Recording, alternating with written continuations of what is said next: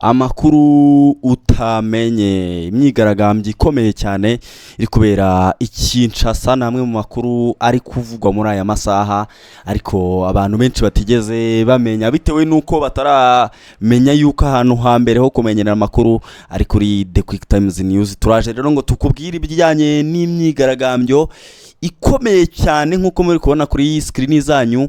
Imyigaragambyo iri kubera hariya Kinshasa, imyigaragambyo iri gukorwa n'abatavuga n'umwe n'ubutegetsi bwa Repubulika Iharanira Demokarasi ya Kongo. Ubu ngubu ngo naba batavuga rumwe n'ubutegetsi na Perezida Felix Antoine Tshisekedi, aho babyukiye mu mihanda bigaragambya ndetse banafunze bimwe mu bikorwa bikomeye hariya, bavuga bati uko byagenda kose birasa naho tugomba kuhagarika ibijyanye no guhindura itegeko nshinga kugira ngo ryemerera Perezida uriho Felix Antoine Tshisekedi kwiyamamariza kuyobora indi manda.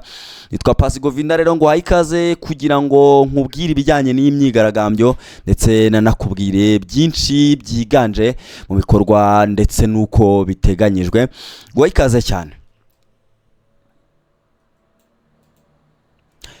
Martin Fayulu ni umwe mu batavugwa n'umwe n'ubutegetsi ndetse anafatwa nk'umwe mu bakomeye cyane.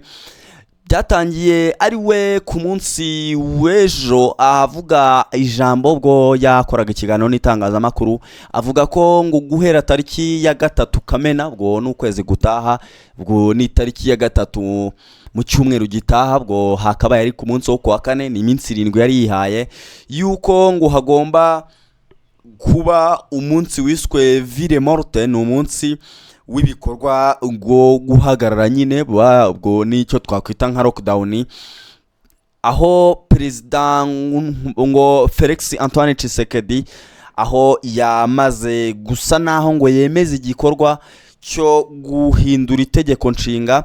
Rero nkuko Perezida wa CS64 yabivuze, iki gikorwa cya mbere n'intangiriro y'ibindi bikorwa byinshi bya opposition, aho bateganya gukorera mu mihanda ikomeye cyane ndetse bakanayifunga ndetse bakanahagarika bimwe mu bikorwa byinjiriza abakongomani amafaranga kugira ngo barebe yuko hari icyakorwa. Aka kanya rero birasa naho intangiriro y'ibindi bikorwa byinshi yamaze gutangira bitewe nuko hatangiye ibikorwa by'imyigaragambyo ikomeye cyane bari gukomerera hariya mu mihanda, ndetse ngo hagamijwe kuburizamo hindurwa ry'itegeko nshinga ndetse no kwamagana manda ya 3 ya Perezida Antoine Felix Tshisekedi Chilombo.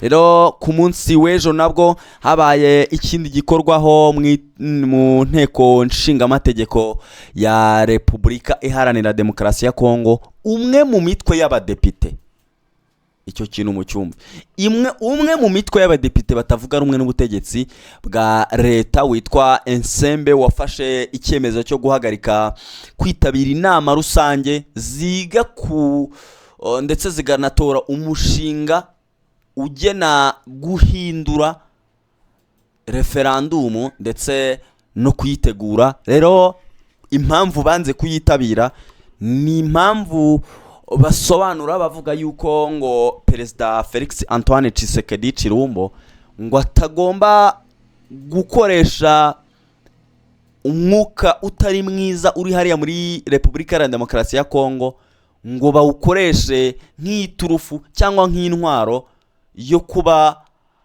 byabafasha gufatirana abanyekongo ngo babe bakwemera kugundira ubutegetsi, kugundira ubuyobozi. Abangaba batavuga n'umwe n'ubutegetsi bo nta nubwo bavuga ko ari ukugoma ku butegetsi, ntago bavuga ko ari gukunda ubuyobozi, abavuga ko ari ukugundira ubutegetsi, aho bavuga bati ese niba ari ikibazo cy'umutekano muri mu burasirazuba bw'igihugu cyacu, ukaba ntacyo ukora kugira ngo umutekano ugaruke wenda ibintu bisubire ku murongo, ubundi tuzakongerera manda tugendeye kuki? Rero abakongomani nyuma yuko bigenze bityo bagafata uwo mwanzuro, bamaze gufata umwanzuro ukomeye cyane cyane ko nk'uko muri kubibona babyukiye mu mihanda bigaragambya ndetse mu rwego rwo kwamagana umugambi wo kurenga ku itegeko nshinga. Ubwo ni inkuru ndi kugenda mpuza nyinshi.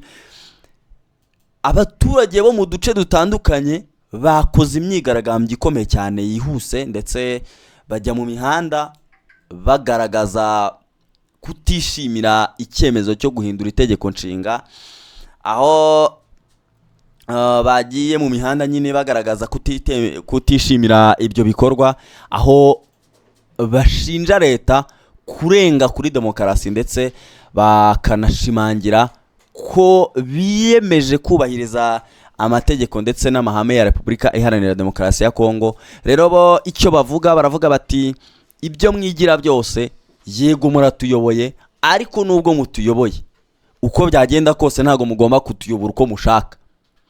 Aka kanya rero igitekerezo cyo guhindura itegeko nshinga nicyo gisa naho cyabyukije umwuka mubi, aho kubijyanye n'ihindurwa ry'itegeko nshinga ryafatwaga nk'itangazo ry'intambara rigamije abaturage nyine ba Repubulika ya Demokarasi ya Kongo ko bagomba kumenya yuko ngo bitewe n'ibibazo by'umutekano ngo bagomba guhinduka itegeko nshinga.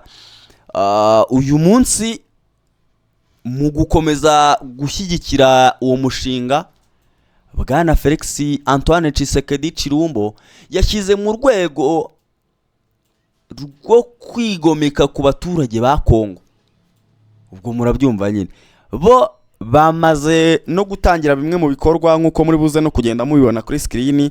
Hari igikorwa cyo kwagura ikiraro kiri hariya mu mujyi Kinshasa, ni ikiraro cya Kalero, aho batangiye kucyagura. Ni ikiraro gikomeye cyane kugira ngo batera ubwoba abaturage ariko banabigumuraho. Icyo kiraro mu rwego rwo kwagura aho bazacyubaka, bakoze ibikorwa bisa naho no guhagura abaturage. Basenye inzu cyangwa inzu z'ubucuruzi, amabutike yose ari i Kinshasa, boherejemo imashini ziyasenya mu rwego rwo kwigumura ku baturage ndetse no kubereka yuko uko byagenda kose nta cyemezo cyabo nyine kigomba gushyirwa mu bikorwa. Aka kanya rero ndanakubwira ko mu bice bitandukanye i Kinshasa, muri Likasi ndetse n'ahandi, nubwo yasezeye ku mwanya we wahoze ari guverineri wa Katanga Jean Kiabula, akomeje gushishikariza abaturage mu gushyira ndetse mu gushyigikira ihindurwa ry'itegeko nshinga. Ubwo rero aba baturage barasa naho bo bamaze kurya karungu, bafashe icyemezo cy'uko leta iri kubakinga ibikarito mu maso, ikaba ishaka gukoresha umutekano muke nk'iturufu yo kugundira ubutegetsi. Rero bo imyigaragambyo bagiyemo cyane. Kuri uyu wa gatatu rero tariki 27 Gicurasi nibwo umuhuzabikorwa wa Ardev Hot Katanga Depite Samuel Kilolo yibukije Jacques Kiabula Katwe ariwe munyapolitike wa mbere watangije ubukangurambaga bwo guhindura itegeko nshinga muri Kitanga no mu gihugu hose. Mu gikorwa rero kitabiye cyane, Ardev Likasi yongeye gushimangira ubudahemuka bwa Perezida Felix Antoine Tshisekedi ndetse n'inkunga yayo mu ihindurwa ry'itegeko nshinga.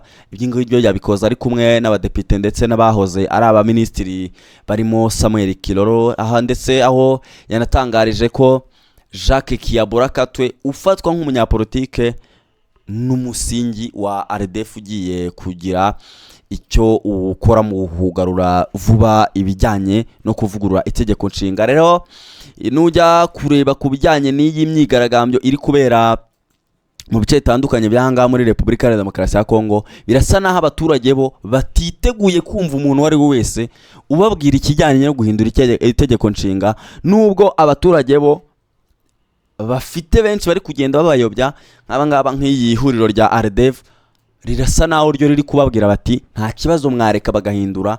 Rero mu gusa naho leta ifata icyemezo cyo kwigumura ku baturage, batangiye ibikorwa nyine byo gusa naho banasenya bimwe mu mabutike bikorwa abikura b'amafaranga nk'uko mubona kuri screen zanyu. Icyo ni cya gikorwa nababwiraga cyo guhindura ndetse no guteza imbere ibikorwa remezo ariko bijyanye no kubaka umuhanda hariya i Kinshasa, nubwo bisa naho nabyo bitoroshye.